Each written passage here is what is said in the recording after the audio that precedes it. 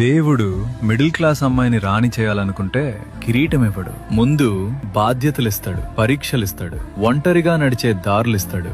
ఎందుకంటే రాణి విలువ కిరీటంతో రాదు, ఎన్ని యుద్ధాలు గెలిచిందో ఆ గాయాలే చెప్తాయి. అంతులేని ఆ అంతరిక్షమే దాటి